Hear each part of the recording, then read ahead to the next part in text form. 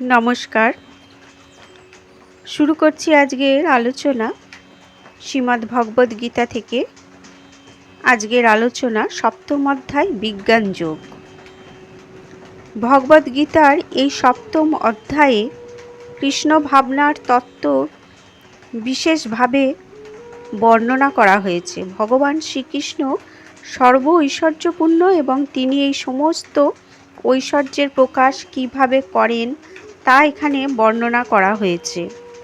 এছাড়াও শ্রীকৃষ্ণের প্রতি আসক্ত 4 ধরনের সৌভাগ্যবান মানুষ এবং কখনোই শ্রীকৃষ্ণের শরণাগত না হওয়া 4 ধরনের হতভাগ্য মানুষের কথা এই অধ্যায়ে বর্ণনা করা হয়েছে।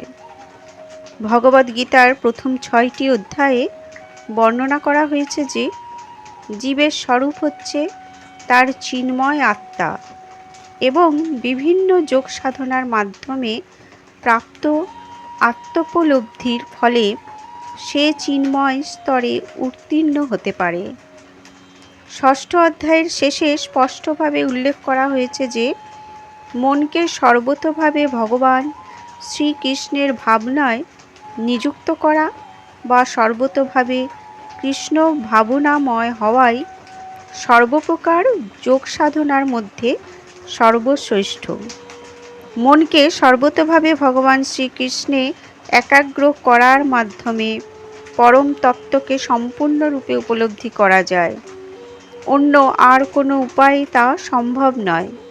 নির্বিশেষ ব্রহ্মজ্যোতি অথবা অন্তর্যামী পরমাত্মা উপলব্ধি পরম তত্ত্বের পূর্ণ জ্ঞান নয়, কেননা তা হচ্ছে আংশিক উপলব্ধি।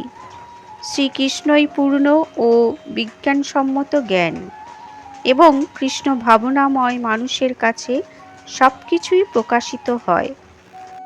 সম্পূর্ণভাবে কৃষ্ণ ভাবনামৃত লাভ করার ফলে ভগবান শ্রীকৃষ্ণকে সংশয়াতীতভাবে পরম জ্ঞান রূপে অবগত হওয়া যায়। বিভিন্ন প্রকার যোগ কৃষ্ণ ভাবনা অর্জনের পথে বিভিন্ন পদক্ষেপ মাত্র। সরাসরিভাবে কৃষ্ণ ভাবনার পন্থা অবলম্বন করলে স্বাভাবিকভাবেই ব্রহ্মজ্যোতি ও পরমাত্মা সম্বন্ধেও অবগত হওয়া যায়। কৃষ্ণ ভাবনাময় ভক্তিযোগ অনুশীলন করার মাধ্যমে সব কিছুই পরিপূর্ণরূপে জানতে পারা যায়, অর্থাৎ পরমতত্ত্ব, জীব, জড় প্রকৃতি এবং তাদের বিভিন্ন প্রকার সম্বন্ধে জানা যায়।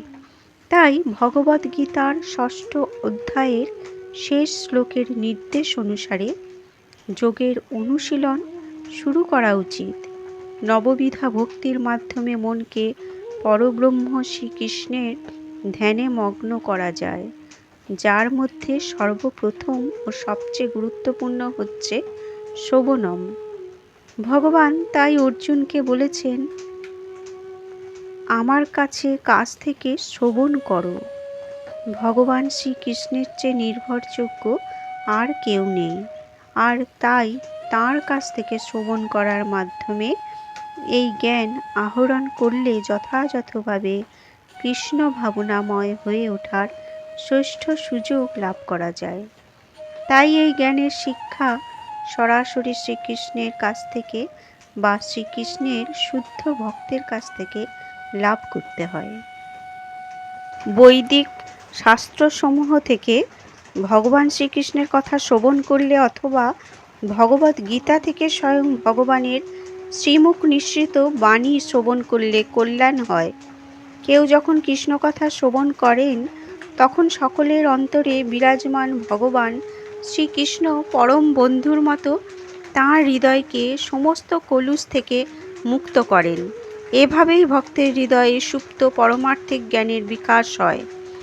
শ্রীমদ্ ভগবদ গীতা ও ভগবত ভক্তের কাছ থেকে তিনি যখন কৃষ্ণকথা শোনেন ততই তাঁর অন্তরে ভগবত ভক্তি সুদৃঢ় হয়। ভগবত ভক্তি বিকশিত হওয়ার ফলে রজগুণ ও তমগুণ থেকে মুক্তি লাভ হয় এবং এভাবেই কাম আদি রিপুসমূহ অন্তর্হিত হয়। এই সমস্ত কলুষ সম্পূর্ণভাবে দূরীভূত হওয়ার ফলে ভগবত ভক্ত তখন শুদ্ধ সত্ত্বে অধিষ্ঠিত হন। তিনি তখন আন্তরিকভাবে ভগবত সেবায় উজ্জীবিত হন এবং পরিপূর্ণরূপে ভগবত তত্ত্ববিজ্ঞান উপলব্ধি করেন। এভাবে ভক্তিযোগ সাধন করার ফলে জড় আসক্তির গ্রন্থি ছিন্ন হয় এবং তখন অচিরেই অসংশয়ং সমগ্রম স্তরে উপনীত হওয়া যায়, অর্থাৎ পরম তত্ত্ব বা পরমেশ্বর ভগবান শ্রীকৃষ্ণের সম্বন্ধে অবগত হওয়া যায়। তাই পরমেশ্বর ভগবান শ্রীকৃষ্ণ অথবা কৃষ্ণ ভাবনাময় ভক্তের কাছ থেকে শ্রবণ করলেই কেবল কৃষ্ণ তত্ত্ববিজ্ঞান বুঝতে পারা যায়।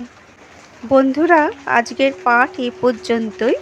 সকলকে আমার সাদর অভিনন্দন জানিয়ে আলোচনা শেষ করলাম। ধন্যবাদ।